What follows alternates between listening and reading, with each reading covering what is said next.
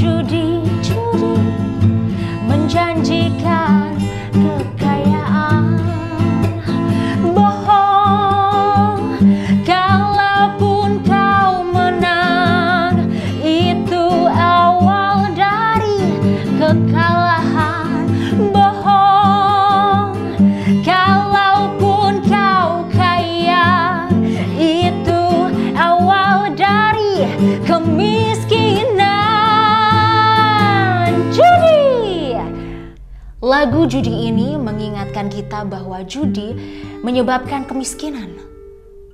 Berbicara mengenai judi, seperti kasus yang baru-baru ini mencuat tentang Indra Kents, Crazy Rich Medan, yang diduga melakukan penipuan dan menyebabkan banyak korban merugi hingga ratusan juta rupiah, bahkan hingga miliaran rupiah. Kita akan membahas tentang money game ini dalam bedah kasus bersama Om Petrus Celestinus dan bersama saya, Arbi Danila.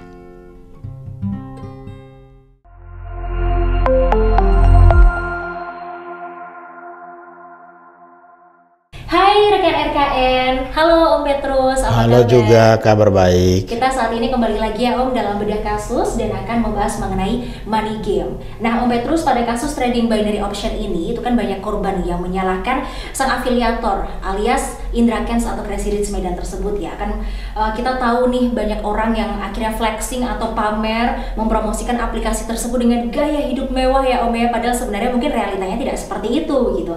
Nah sebenarnya siapa sih yang akan dapat dikenakan kasus nih Om, afiliatornya atau perusahaan trading atau bisa kedua-duanya nih Om? Ya, jadi kalau apa yang dijelaskan tadi itu adalah merupakan perusahaan atau perorangan yang bergerak di bidang perjudian, ya, atau dikemas dengan semacam bisnis investasi, lalu di dalam itu ada aspek perjudian, maka yang bisa ditarik untuk dimintai pertanggungjawaban pidana tidak hanya penyelenggara bisnis itu sendiri, tetapi juga orang-orang yang ikut serta di dalam transaksi perjudian ya atau bisnis ini pun bisa dimintai pertanggungjawaban pidana, apalagi kalau mereka tahu itu adalah perjudian.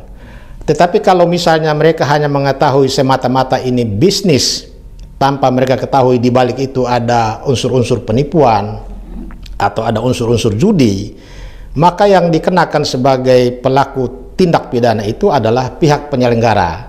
Ya, sementara orang-orang yang ikut di dalam bisnis atau transaksi yang akhirnya berujung dengan penipuan ini, mereka adalah korban. Dan korban ini harus dilindungi. Oke, baik, termasuk si Indra Kents itu. Indra Kents adalah dia ada di posisi pihak pelaku, pihak penyelenggara. Oke, nah karena ternyata investasi atau trading binary option ini kan adalah bentuk perjudian begitu ya. Lalu bagaimana dengan para investornya Om Petrus yang menggunakan aplikasi tersebut? Apakah juga akhirnya mereka dapat dinyatakan sebagai pelanggar hukum? Ya, investor ini pertama dia bisa saja sebagai aktor intelektual, ya, mereka yang mendanai, ya, mereka yang menyiapkan seluruh fasilitas, mereka yang mengeluarkan biaya untuk dikemas sedemikian rupa untuk menarik peminat. Sehingga mereka ini juga harus menjadi prioritas untuk dibongkar di bagian hulunya sebagai pelaku kejahatan perjudian. Padahal perjudian itu dalam sejarah perjalanan hukum kita di Indonesia, perjudian itu adalah sebuah perbuatan yang tercela, ya. Dalam berbagai perundang-undangan kita, kategori perbuatan tercela itu termasuk judi ada di dalam. Bahkan seorang presiden bisa diberhentikan dari jabatannya apabila terlibat melakukan perbuatan tercela, antara lain judi, mabuk, perbuatan asusila, dan lain-lain. Sehingga dengan dia masuk dalam kategori perbuatan tercela, mestinya mayoritas orang segan ya, atau merasa tidak pas untuk masuk di dalam peristiwa ini atau masuk di dalam perbuatan ini, karena itu kategorinya perbuatan tercela. Tetapi judi ini makin marak, dari yang tradisional sampai yang paling canggih. Oke, baik, jadi perjudian itu termasuk salah satu tindakan yang tercela. Berarti sebenarnya harusnya warga Indonesia pun paham akan hal itu ya Om Petrus ya, dan harusnya juga semakin berhati-hati nih rekan RKS. Nah kalau Misalkan nih Om Petrus, kita ini menjadi korban dari investasi bodong tersebut gitu. Proses hukumnya bagaimana sih Om, kalau boleh dijelaskan? Ya memang kalau kita bicara proses hukum itu ketika masyarakat menjadi korban dan mengetahui bahwa dia adalah korban dari pelaku kejahatan penipuan, ya katakanlah penipuan ya, maka tidak ada jalan lain selain melakukan upaya hukum. Tetapi dalam praktek juga berhadapan dengan sistem peradilan kita ini, bagi masyarakat korban itu sangat melelahkan. Ya, mereka terombang-ambing ke sana kemari, hampir semua institusi yang oleh undang-undang diberi wewenang untuk memberikan perlindungan terhadap para korban, semua mereka datangi, tetapi tidak ada langkah penyelesaian. Ini semua akibat dari mentalitas aparat kita yang masih sangat korup. Ya, orang lalu menyimpulkan bahwa hukum itu hanya tajam ke bawah, tumpul ke atas. Ya, kita lihat seperti kemarin korban dari Koperasi Indosuria, ratusan nasabah, bahkan ribuan, bahkan perusahaan lain juga ribuan menjadi korban daripada investasi. Ya, tetapi mereka semua hukum tidak mengakomodir kepentingan mereka. Bahkan perusahaan-perusahaan, pimpinan-pimpinan perusahaan yang menjadi pelaku tidak tersentuh oleh hukum. Peristiwa yang sangat menyedihkan. Beberapa hari yang lalu ya, beberapa pimpinan perusahaan yang diduga melakukan penipuan itu sudah ditangkap oleh Mabes Polri, ya itu pun setelah bertahun-tahun tidak jalan. Tapi masih ada satu yang dibiarkan lolos, padahal sudah masuk di dalam ruang lingkup Mabes Polri. Jadi ini memperlihatkan betapa rakyat kecil, ya masyarakat kecil ketika menjadi korban suatu kejahatan, apalagi kaitannya dengan kasus judi, itu selalu berujung dengan mengecewakan. Karena rata-rata perusahaan judi yang berskala besar itu selalu ada backingnya, dan backingnya itu siapa? Itu aparat penegak hukum. Jadi ketika terjadi persoalan seperti ini, harus mau kemana? Lapor ke polisi, laporannya diterima, tetapi perjalanan proses hukumnya itu tersendat-sendat sampai masyarakat kecewa, putus asa, akhirnya diam. Yang diuntungkan adalah pihak penyelenggara. Oke, sungguh miris sekali ya ketika menjadi korban, dengan waktu yang panjang ya mereka akan tetap menjadi korban gitu ya, tanpa perlindungan yang jelas begitu ya Om? Tidak ada perlindungan, padahal kita punya undang-undang tentang perlindungan konsumen. Ya, lembaganya pun ada, orang-orangnya pun, komisioner-komisionernya pun banyak, dikasih gaji oleh negara dengan gaji yang cukup. Tetapi lembaga ini tidak jalan sama sekali, apalagi undang-undangnya. Kemudian juga ada OJK, ya lembaga yang memberikan izin, mengawasi, ya mengambil tindakan terhadap perusahaan-perusahaan yang bergerak di bidang menghimpun dana, ya mengumpulkan dana dari masyarakat untuk katanya untuk bisnis lagi. Tetapi lembaga ini pun hanya macan ompong, ya. Ketika terjadi korban begitu banyak, dia tidak berdaya, bahkan dia sering lolos dari proses hukum.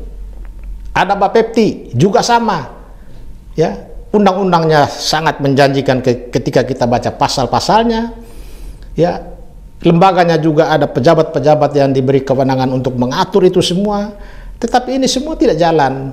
Ya, mereka mungkin lebih ya melakukan hubungan yang mesra, ya hubungan yang sangat dekat dengan pelaku usaha, sehingga praktek-praktek KKN di mana membuat mereka tidak bisa berpihak kepada korban itu semakin lama dan berjalan terus-menerus selama ini. Justru lebih bagus judi tradisional yang ada di daerah-daerah.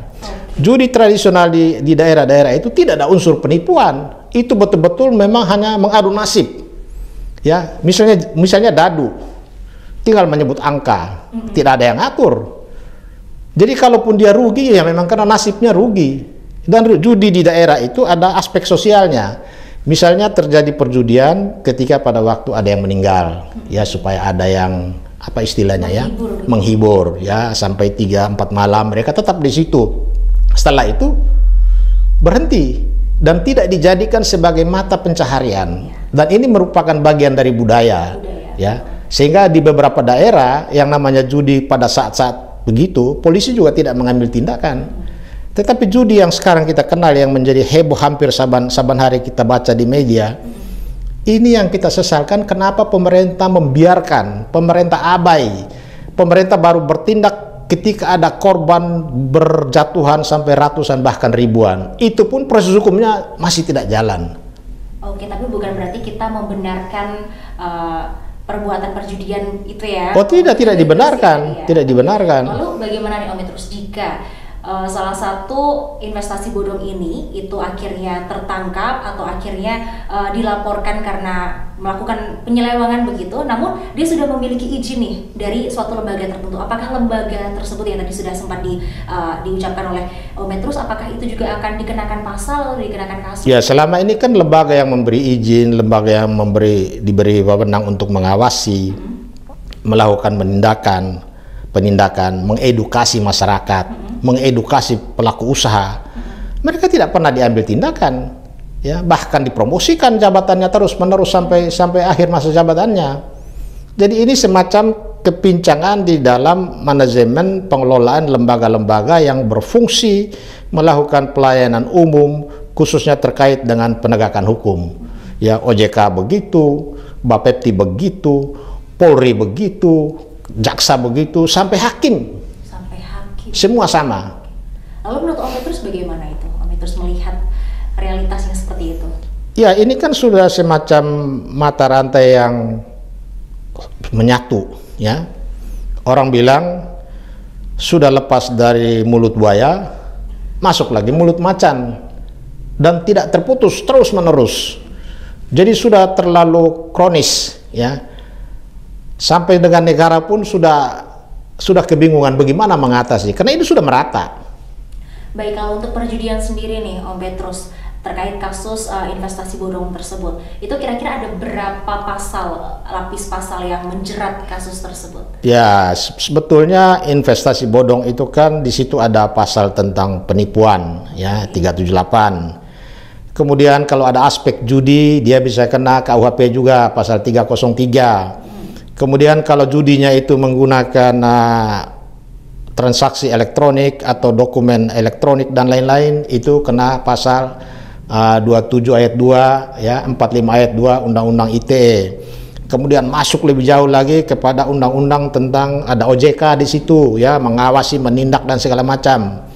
Kemudian di ujung daripada itu ada dikenakan undang-undang tentang pencegahan, pemberantasan tindak pidana pencucian uang yang ancaman pidananya tinggi, dendanya juga sampai ratusan miliar kalau itu menyangkut korporasi. Tetapi lagi-lagi ketika proses hukum ini berjalan, dari sekian banyak pelanggaran oleh pelaku terhadap sekian banyak undang-undang, ini pun masih terbuka ruang untuk terjadi transaksi, ya, antara orang yang diduga sebagai pelaku dengan oknum-oknum penegak hukum. Ketika menghadapi proses ini terjadi transaksi, ya, dari sekian banyak pasal-pasal dan undang-undang yang dilanggar bisa dikompromikan menjadi hanya 1-2 pasal dan bisa dipilih yang paling ringan. Atau kalaupun ancaman pidananya tinggi, begitu masuk pengadilan hakim memutus dengan hukuman yang ringan. Ini yang membuat banyak pelaku usaha dia pikir lebih baik dia melakukan kejahatan dengan kemasan investasi dan lain-lain. Dalam waktu singkat dia menghasilkan ratusan miliar, dia siap menghadapi proses hukum, paling dia dikenain pidana 2 atau 3 tahun. Dibandingkan dengan dia berusaha dengan modal besar, belum tentu dalam 10 tahun dia menghasilkan keuntungan ratusan miliar. Oke, itu suatu realita yang miris kan? Itu mereka punya hitungan. Dia sudah hitung semua. Dia membangun mafianya, dia setiap pos, ya, instansi ini dia udah tutup.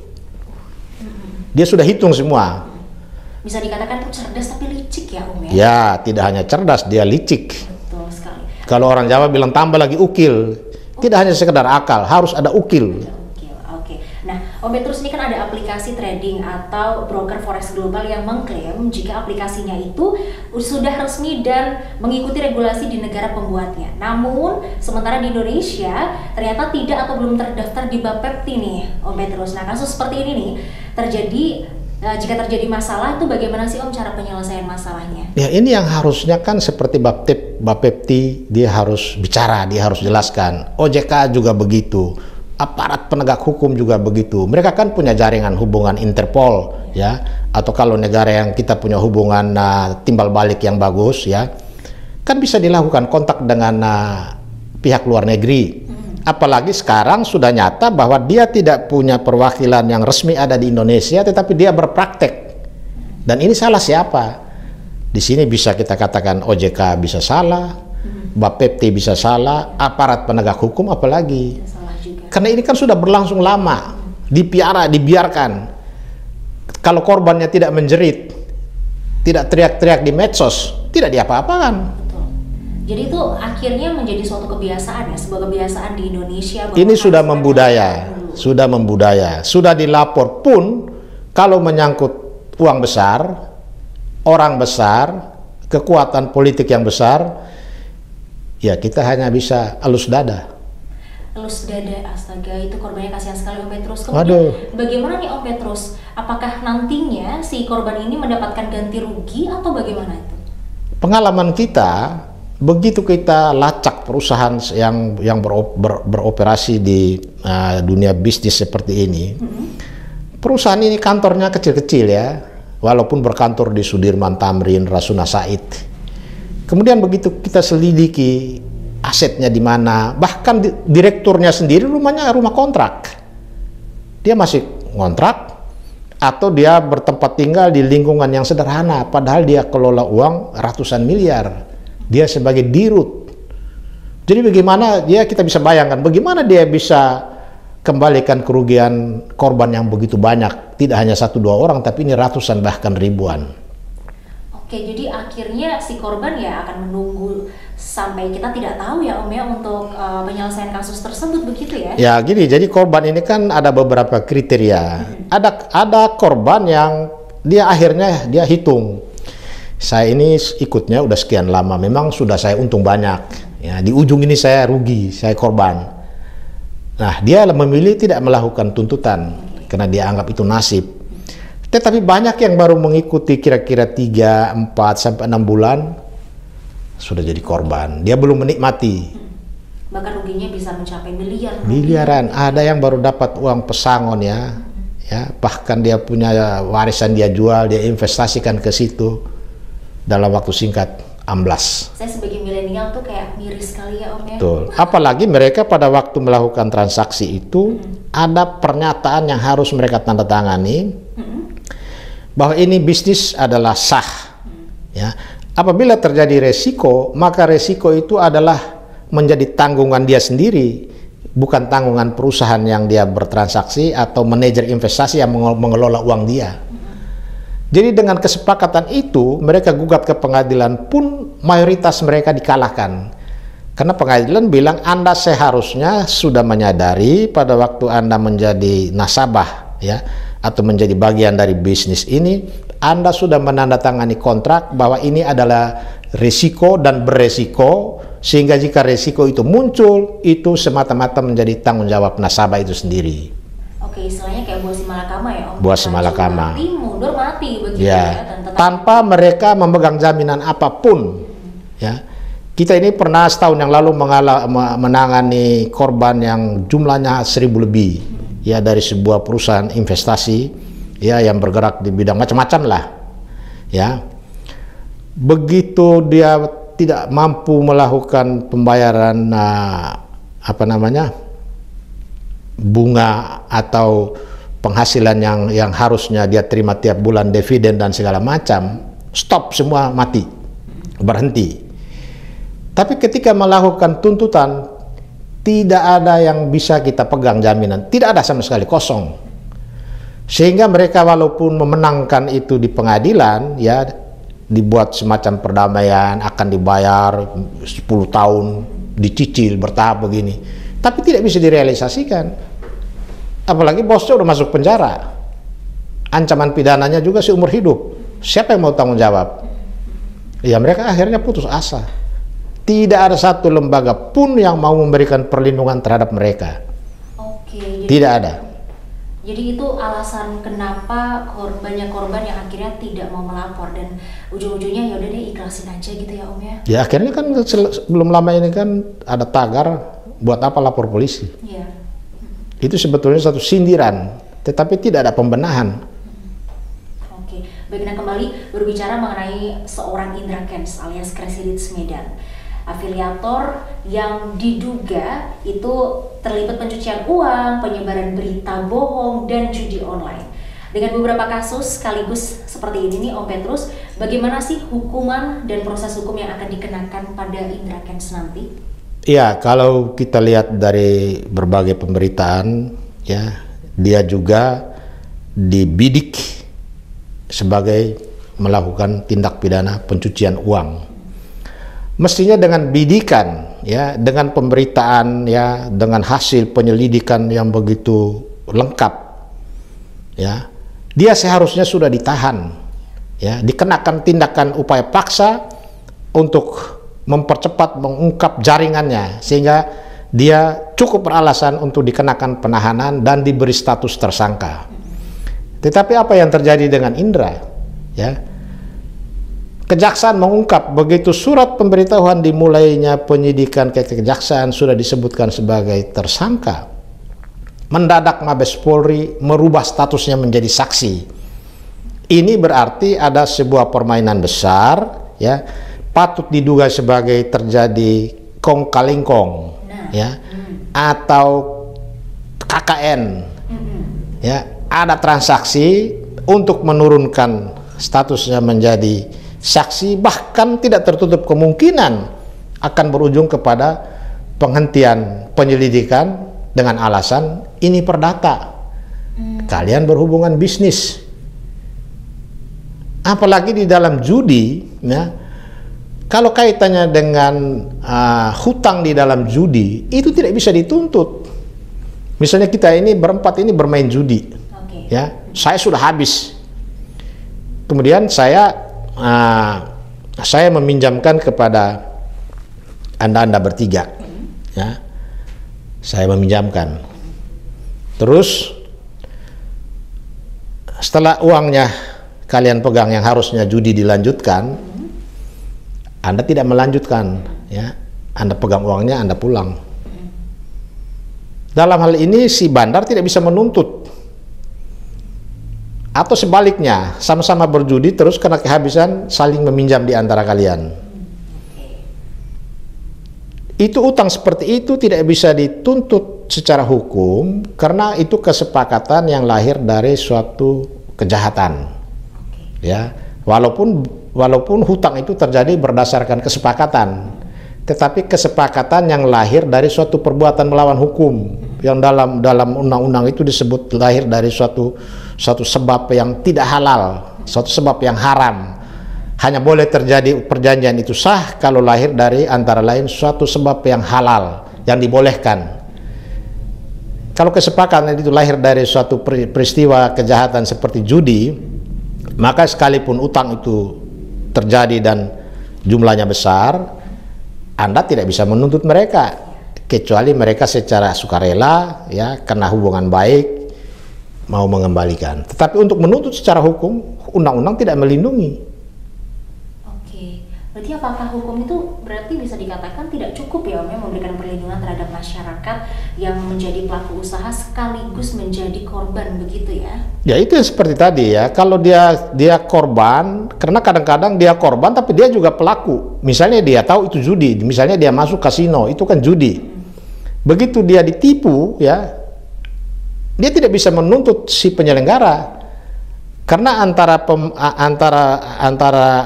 pelaku perjudian dan penyelenggara itu sama-sama ada dalam satu rangkaian kejahatan. Dalam satu kesepakatan. Betul, sehingga di dalam KUHP pasal 303 itu pun mengatur pihak penyelenggara atau pihak pelaku penyelenggara usaha judi dengan orang yang ikut serta di dalam perjudian itu sama-sama dihukum. Sehingga lahirlah pasal 55, pasal turut serta sebagai pelaku.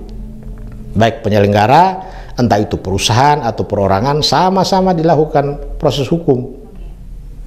Oke, nah yang terakhir nih Om Petrus, apa yang mau Om Petrus sampaikan terkait adanya kasus investasi bodong penipuan perjudian ini? Ya, jadi memang masyarakat harus memberikan perhatian, ya. Pemerintah juga harus memberikan advokasi, ya, atau memberikan semacam himbauan, ya, membangun kesadaran hukum masyarakat. Betul. Supaya hindari iming-iming, janji-janji, promosi ya dalam berbagai cara supaya terjebak di dalam investasi. Itu harus dihindari, karena itu pada ujungnya akan membawa korban, dan korbannya itu bukan uang kecil ya. Orang begitu dipancing dengan transaksi pertama, kedua, dan ketiga, dan itu lancar, dia akan seterusnya ketagihan.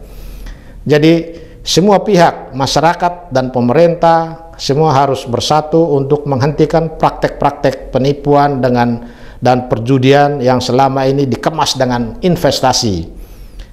Pihak Polri juga harus merubah pola dan kebijakan dan budaya yang negatif selama ini, berpihak kepada pihak yang punya uang ya, memihak kepada orang yang kuat, kemudian menafikan ya, menegasikan atau tidak melindungi kepentingan para korban.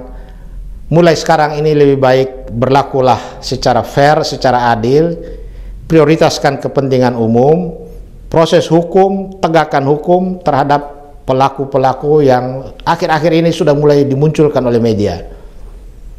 Baik. Supaya masyarakat kecil terlindungi. Terima kasih Om Petrus, hari ini kita sudah selesai membedah kasus secara dalam mengenai money game dan juga mengenai sang afiliator Indra Kents yang diduga melakukan penipuan ya Om Petrus ya. Dan untuk rekan RKN, terima kasih sudah menonton kami berdua. Jangan lupa jika ada suatu permasalahan yang ingin kami bedah berdua, langsung saja tulis di kolom komentar ya Om Petrus ya. Betul. Kalau begitu kami berdua pamit, saya Arbi Danila dan juga Om Petrus, sampai bertemu di Bedah kasus, salam jumpa.